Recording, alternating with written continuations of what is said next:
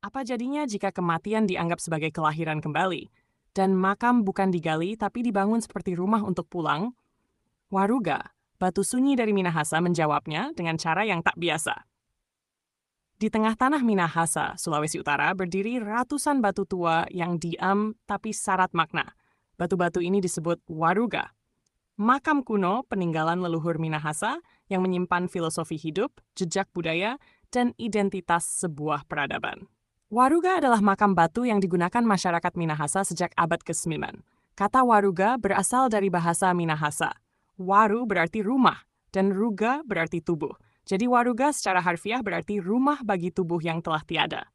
Yang unik dari waruga bukan hanya bentuknya yang menyerupai rumah kecil dari batu, tapi juga cara jenazah dikuburkan. Orang yang meninggal tidak dibaringkan seperti pemakaman modern. Sebaliknya, mereka diletakkan dalam posisi jongkok dengan wajah menghadap utara. Kenapa jongkok? Karena itu adalah posisi seperti janin dalam kandungan.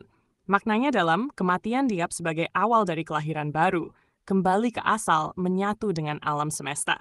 Kenapa menghadap utara? Karena masyarakat Minahasa percaya bahwa nenek moyang mereka datang dari arah utara. Jadi ketika seseorang meninggal, ia dipulangkan ke asal muasalnya.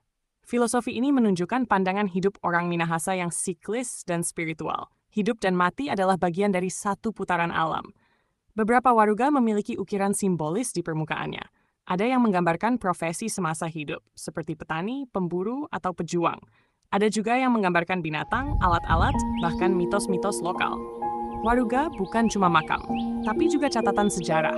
Melalui simbol-simbol itu, kita bisa tahu bagaimana cara hidup orang Minahasa di masa lampau, tanpa perlu membaca buku sejarah. Namun, pada abad ke-19, penggunaan waruga dihentikan oleh pemerintah kolonial Belanda. Alasannya, dikhawatirkan menyebarkan penyakit, terutama kolera. Sejak saat itu, masyarakat Minahasa beralih ke sistem pemakaman yang lebih modern. Kini, situs waruga, terutama yang ada di Sawangan, Air Madidi, dan Rap-Rap menjadi cagar budaya nasional. Beberapa bahkan diusulkan ke UNESCO sebagai warisan budaya dunia.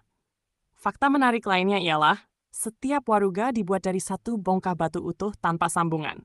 Teknik pembuatannya sampai sekarang masih misterius, karena dilakukan tanpa alat berat atau semen. Waruga bukan sekadar peninggalan arkeologi, ia adalah simbol keharmonisan antara manusia, leluhur, dan alam. Waruga mengajarkan kita bahwa dalam budaya Minahasa, kematian bukan akhir, tapi jembatan menuju keabadian. Waruga diam, tapi bercerita. Tua, tapi tetap menginspirasi.